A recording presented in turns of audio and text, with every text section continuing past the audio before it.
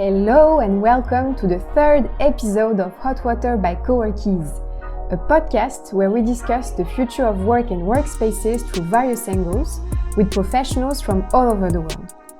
In this episode, you will learn about ways to build and grow a regional community through the story of COLATAM, the largest coworking community of Latin America.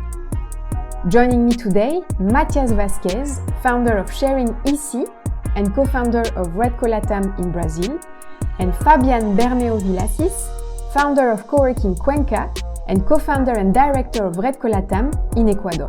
With Matias and Fabian, we've reflected on the early days of COLATAM, how the idea to build it came to life during a coworking conference, and how it grew over the years.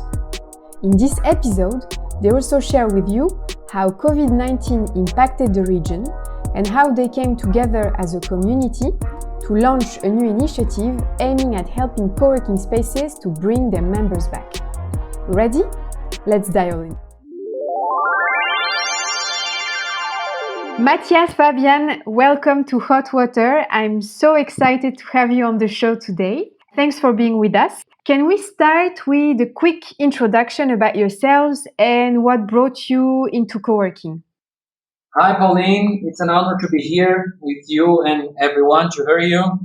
My name is Matias, founder of Sharing EC Coworking, co-founder of COLATAM, and country manager of Startup Mexico here in Brazil. Hi, folks. What about you, Fabian? Hi, everybody. It's a pleasure for me to share these words and some ideas. I am from Cuenca, Ecuador. I am the founder of Coworking Cuenca, which is the first coworking space that was created in my city and one of the first coworking spaces in my country. I also work on innovation and entrepreneurship, and I've been organizing TEDx events in my city. So I've been organizing TEDx Cuenca and TEDx Hub in Cuenca during the last 7 years. And also we are working in the educational field. So we do some events using the TED brand, taking the brand to the schools, primary and secondary schools. And we're doing something that is called TED ED Clubs, which is bringing the format so little kids and youngsters can do their own talks. They can upload it to internet as well. So my first passion, I could say, is it's learning. I want to begin to know about learning, but also what people do with what they learn. That's what I can say as an introduction of myself. Thank you both. It's really impressive, everything you both do in your respective regions. I would like to talk more about COLATAM, which is the short version of Coworking Latin America. Correct me if I'm wrong. Can you guys tell me how and when did it come to life and what is the purpose behind it? Go ahead, Matias. Don't be shy. I think we met in 2015, right, Fabian? Yes. In Juicy... What Juicy? Juicy Berkeley, right? Yes, in the city of Berkeley, in the United States. Yeah, Juicy Berkeley. And in a meeting with Fabian, myself, Marcos Schwartz from Brazil, and Manu Vega from Ecuador, a couple of guys from Colombia and from Ecuador too. And we realized that we are the only one from Latin America. All the guys from Europe, from North America, Canada, and we are the only one from South America. So we have some doubts about co-working space, about architecture, about how we can monetize our co-working space. And we were seeing it's different. It's very, very different. And how we can talk about our things with these guys? It's impossible. It's other culture. It's other way of life. it's impossible to this guys understand our difficulties. And I don't remember when I talked about my doubt with what is the name of the guy who talked about architecture in GOC events. But it's I received a bad word. You mean it was a speaker who was talking about Oh architecture? no, you don't know to do that. It's it's a shame for me to receive this answer. So I'm talking about this thing with Manu, and Manu talked to me. Okay, it's time to do something. And the next day we talk with Manu, Fabian, Marcos, and this day we found Colatam. Okay, let's talk about our difficulties, our problems, and do something about co-working space in Latin America. In fact, it's South America.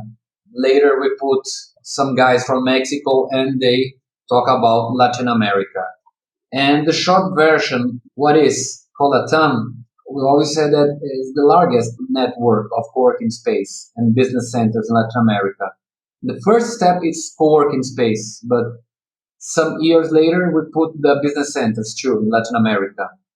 And the same difference about the others networks, we are made of managers and operators. This is the real difference.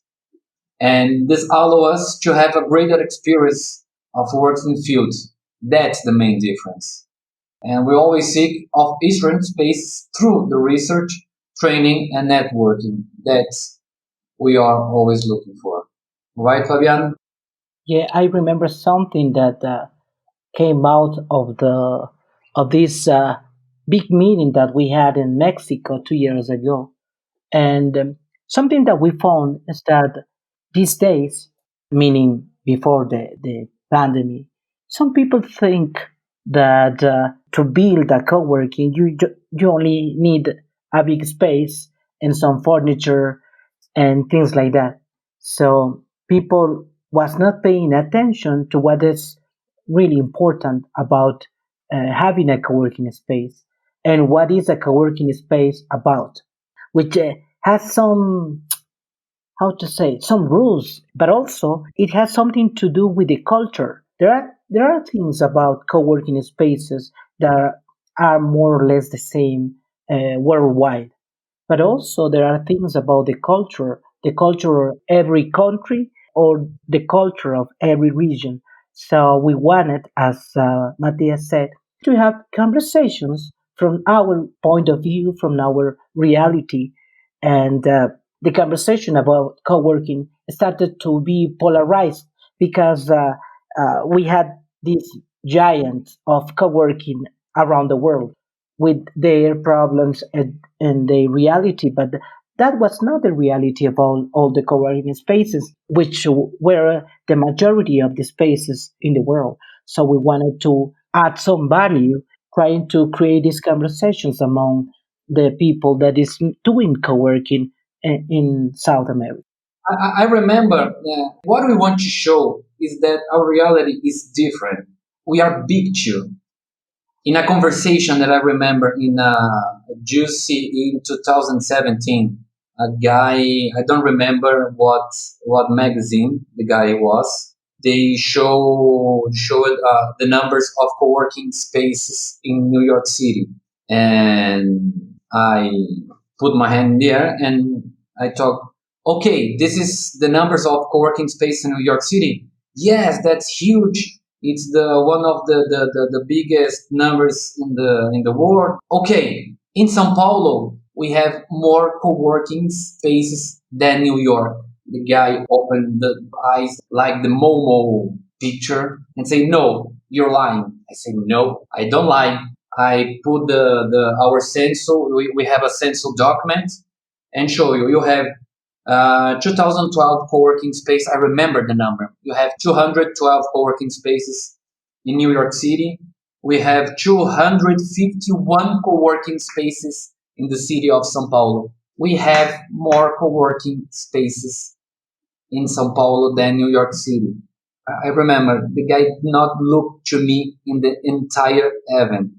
So one of the thing in Colatam that we want to show to the guys that we are different. We are Latinos, but we are big too. We have our culture, we have our problems, but we are big. One thing that we talk with Carmen, one of the founders of Cobot, please do a Latin thing, not do the same thing from USA to Canada and sell the same thing. It's different when we do the webinars, the events. That's one of the reasons why we create Colatam.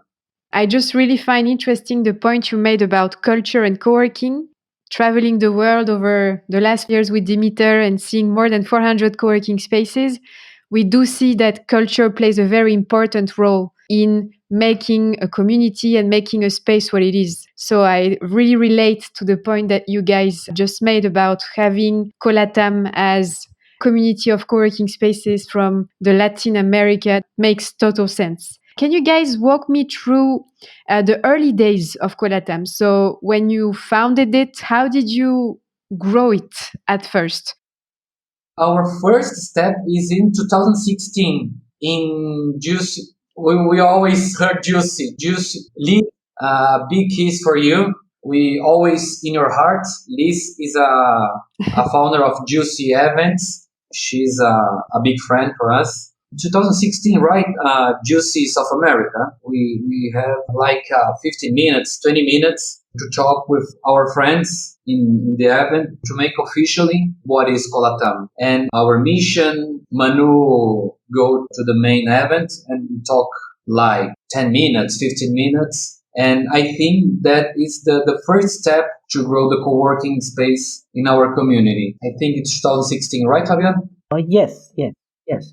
It was about that time. So we first met in Berkeley in the co-working spaces on campus conference, which is called Juicy, and we had different conversations, and we met many people. So one thing that we understood is that even though that reality is good to be known, and we had a lot of things to learn, we need to put the things that we are doing in our own context as well. Another thing that we learn is that many people that are running co-working spaces today, they don't know what are the basic skills they need to do it in a right way, in a proper way. So we wanted to learn more about how to build communities, how to engage people, how to connect people, so we can teach other people in different co-working spaces how they can do their job in a better way. Having in mind that thing that I already said, which is that the culture brings and adds different ingredients to a co-working space. And the Colatam, as a community, everything you produce is in Spanish, right? Yeah, and a little thing in Portuguese. Okay, so that was my next question. So you guys are mainly in Spanish and in Portuguese for Yeah. Brazil, I assume. And as a member of Colatam, what do co-working spaces get access to? If you see in our website, we have the entire access to the co-working members. So if I have a co-working, my sharing C members goes to co-working space, goes to the Fabian co-workings for free some days and sometimes, and they have some specific days. So we cannot go to every day and every time to use the co-workings. They have like 2 days and some hours to use the meeting rooms. We have a partnership with Bureau Veritas to get the certification. We have a certificación Bureau Veritas Colatam to make the COVID-19. We have a 30% discount to get the certification. We have a large map. You have a pin to show where your co-working space, and you click in this pin, we show where your co-working space. And if you have a certification, we can show you it how can I say bioseguro? Biosafety? Yeah, Yeah, if you're biosafety. That's right. Biosafety. Yay! Yeah. So you have exclusivity to access to our material, like our study about COVID-19. We had to our members, so we put this study in 2 weeks. So you have exclusivity to see this study. We put the ebook with protocols. Our members can download it for free. Matthias. Yep. Just to clarify the ebook, can you explain to us what's the ebook exactly? That's our first ebook. It's 48 pages from protocols that we did with some specialists and made with the best practices to put in the co-working space, in the kitchen, in the meeting rooms, in the phone booths, that all the co-working spaces, in the business centers and the accelerators can do with not expend too much money. So we get with the best things we found in the best places we can get. You know the company Coworkies, Pauline? I do, yes. I happen to One know of them, yeah. our I've partners. heard it's a good company. Is one of our partners in Nice. this ebook. They did an event, a huge event, 2 or 3 days, I don't remember, 3 days, right? Yes, 3 days. We get some ideas, some protocols. How can I say in English? Organización Mundial de Salud. It's the World Health Organization. Thank you very much. And some protocols from the government from Brazil, the government from USA, the government from Canada, from UK. So we had the best protocols and put in this ebook from co-working spaces. So it's clean, it's easy to understand, and we put some things about communication too. So, the purpose of the ebook, if I summarize, is to help co-working spaces who are part of COLATAM with reopening their spaces in a safe way. For all co-working space, not for our members, but for all the co-working spaces. Aha, okay, so for everybody. One of the complaints for all the co-working space, they don't know what to do at this moment. We heard a lot of co-workings in Mexico, Chile, Colombia. I heard some co-workings in Caribe. They don't have protocols to reopen. They don't know what to do at this moment. So it's our hope to make this little difference. Before we continue, let me do a quick shout out to Cobot, the leading co-working management software for flexible workspaces worldwide. Rated the #1 management software by COLATAM in 2019, Cobot will help you automate your space with advanced booking and events features, community and admin interfaces, as well as free and intuitive add-ons and integrations. See for yourself how Cobot can save you money and time with a free 30-day trial, no credit card required. Still have questions? Cobot's multilingual support team can help to get you up and running in no time. Find out more at www.cobot.me. And now, let's go back to our conversation.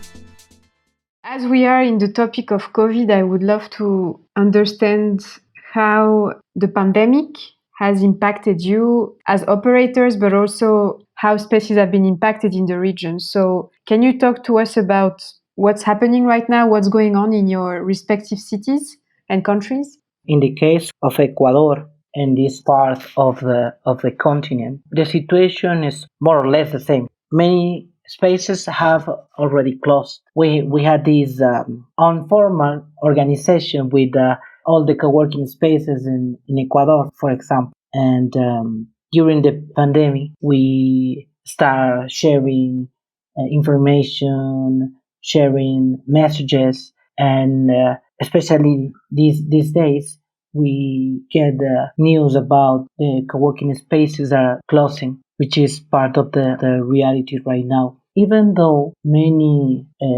businesses, organizations, they claim that they need spaces to work because Something that is happening is that they don't have enough resources to pay for the places that they used to work, which means that they need to lower costs and to look for another alternatives, which could be the co-working spaces.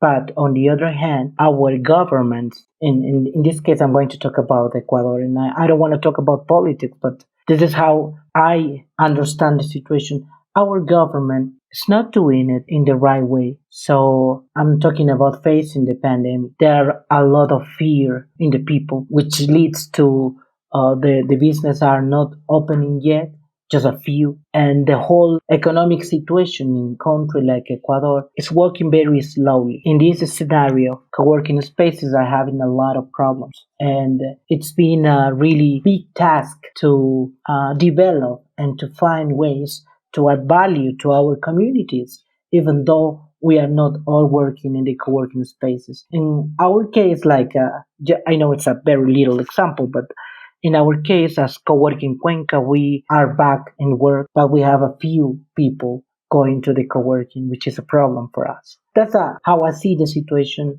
from Ecuador, and I think some of the countries like Colombia, Peru are facing the same problems. What do you think about it, Matias? In Brazil, it's a little different. Here in São Paulo, we are entering in a green phase when everything is allowed to open. The theaters, the soccer games, everything. After the green phase, we have the blue phase. This phase, I think it's only in December when here in São Paulo, they start the vaccine. Our government, our Doria, said that 40 million vaccines are ready to start in our population. So I think the blue phase it's only in December. Then we can throw up our masks. So we, Sharing C as a co-working space, we're never closed. We are considered an essential service because we have here a nice stream. We have here, how can I say, the bank service. A fintech, we have here a fintech here. So we are an essential service. But the losses of our sector are very, very large. Many co-working spaces have closed, many have lost ups like 78% of their customers. But little things are returning to normal. Our leads are growing up day by day. This September, we closed like 6, 7 new business. The people don't want to stay in their homes. They want their lives back. As I say, I always to remember that São Paulo is different from Brazil. We are different, a part of the country, and here the care is double, triple. The contamination rate low, and the economy is returning little by little. São Paulo, it's different from Brazil. Always say that. So when you talk about Latin America, it's difficult to think about Brazil and the rest of Latin America. I live in Brazil. I live in São Paulo. And now I'm talking like country manager from Startup Mexico. Startup Mexico is the largest private accelerator in Latin America. And when you talk with the guys like Microsoft, like Google, like Oracle, they always said, okay, you cannot do this with us. You cannot do this with this guy because we are here in Brazil. Brazil is not Latin America. Brazil is not like Mexico. Brazil is not like Argentina. Brazil is Brazil. It's difficult to put Brazil in the same bag. Yeah, I see. Matias, you started to explain that you got inspired through co-working and then by seeing other initiatives online to create an ebook to help spaces with the reopening. That's one of the measures you guys did to support the community at Colatam and beyond. But I also know that you just got a certification with Veritas. Can you guys tell us all about it? What's the certification for? How did you meet Veritas at first? And why is it useful for co-working spaces to have such certification? Here in Brazil, I see that a marketplace company here in Brazil starts to offering COVID-19 certification. So we talk with our Colatam directors, talk about this certification, and I really didn't understand about this because how a marketplace company can offer a certification, a COVID-19 certification. It's impossible. Okay, we have a protocols to show, a protocols to follow, but it's impossible to do a certification in this world. It's impossible. It's wrong.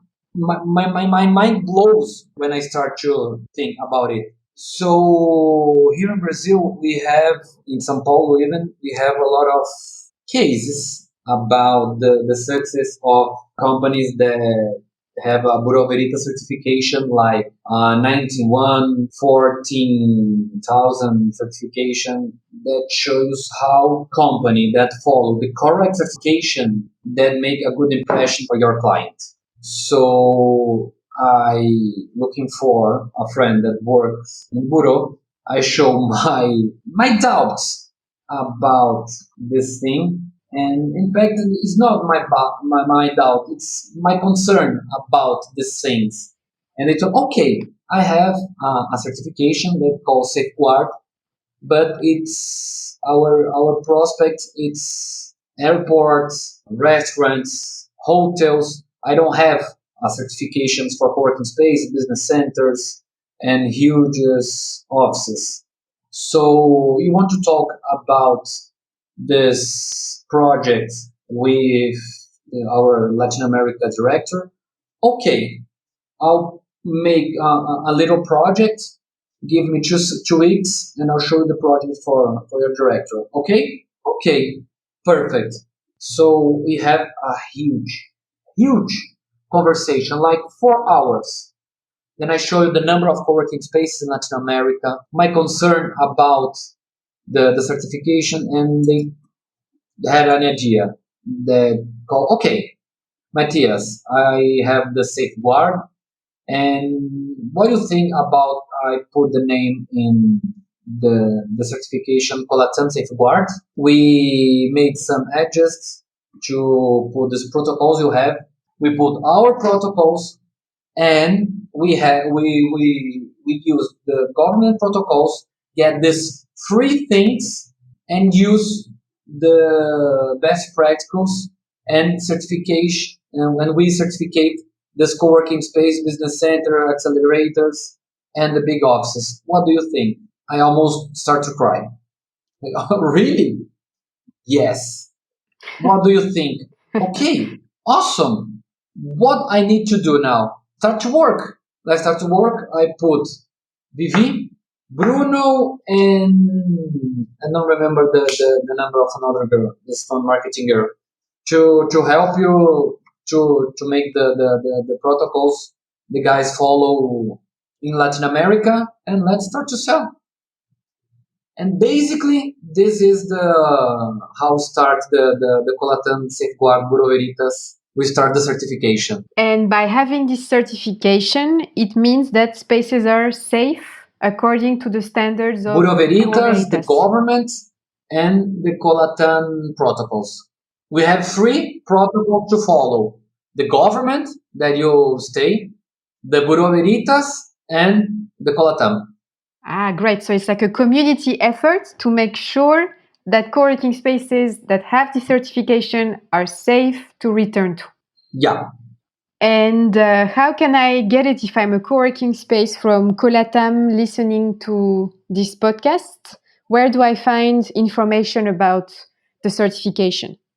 Colatam, if you are in Latin America, colatam.com, or if you go straight colatam.com/certificación. If you are in Brazil, colatam.com/certificação ou certificacão. But if you go to our website colatam.com, you find. And the ebook will also be accessible on your website, right? Yeah. The ebook is free of charge. And what about the certification? The certification is you have a little price to pay, but if you are our member, you have a discount in between 10 and 30%, depends on the size of your space. But it's not too expensive. It starts like $120. It's not too much. For our certification, from Bureau Veritas, it's not expensive. Really, believe me, your client will be happy, safe, and it's another tool can sell your space like you like our space, yeah. You see our certification, it's a Bureau Veritas Colatam. Oh, great! Trust to your client. Believe me, the client like this. It's a great initiative. As I said, I sold in 1 month seven private offices in 1 month during this pandemic. I can't believe. Impressive. Yeah, My last question. like a miracle.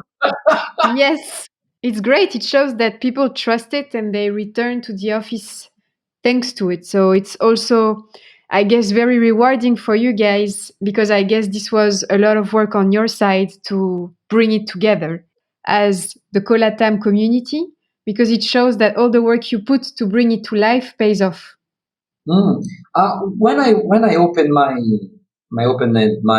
space, I always said I am a lucky guy. We had a lot of people that helped me. A lot of people to help me. Not a lot of people in a co-work space industry. Because when I opened it in 2010, 2011 in Brazil, we had 5 people in entire Brazil, so it's impossible. But I had a lot of people to help me in IT, in marketing, in furniture things. We had a lot of people to help me.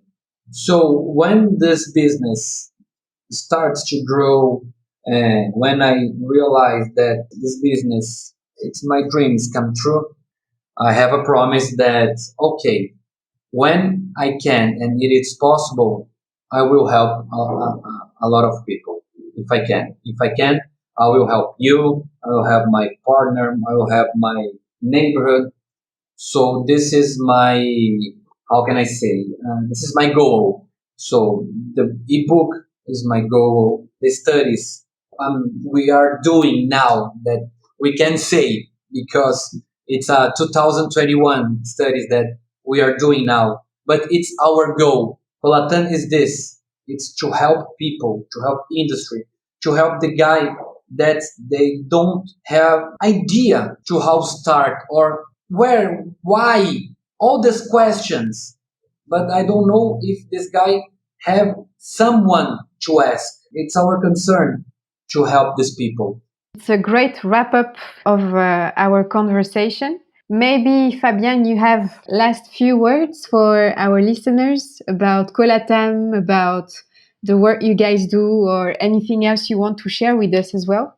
Well, I think that I can add to this conversation that more than ever we have learned how important it's to be connected and to build communities that can support us, can help us to learn from each other. And I don't want to sound romantic, right? Especially with Matias that he thinks of the business right away.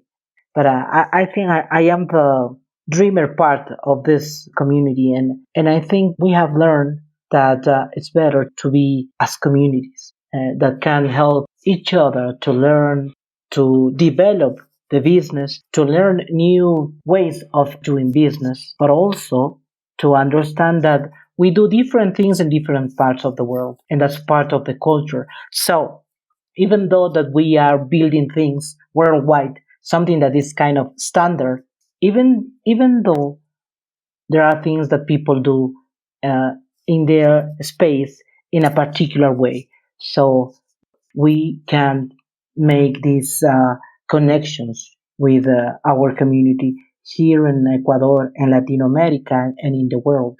As a matter of fact, we are having this conversation with you that are working to the other side of the world, all the way to Europe. It's good to build these relationships.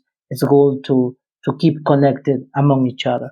That's something that I've learned these days more than ever before, because we have talked about this a lot, but we haven't had this experience. So it's good to be helping, and it's good to be part of this worldwide co-working community. And I thank you, Pauline, for the invitation.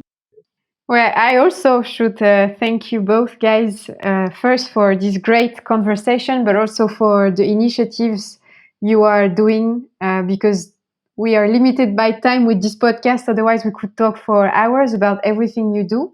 So I invite the listeners to also check your website to see all the content you're creating about Colatam and about all events, online events that you're running for the community. And I also want to say thank you guys for that, for putting so much effort on the side of running a co-working space and being active with TEDx, as you said, Fabian, to really bring together a regional community and help it thrive, understanding the local culture and the local needs of people. So my turn to also say thank you. I thank you. Thank you very much for the invitation. It's an honor to be here, and all thing you need, we are available whenever you need, Pauline. It's an honor to talk to you. Thank you, guys. And that's a wrap. Thank you for listening. If you like what you've heard, don't forget to subscribe and leave a comment to allow others to discover our work. Lastly, if you wish to connect with Matias and Fabian, make your way in the description of this episode where all the useful links have been added. See you soon!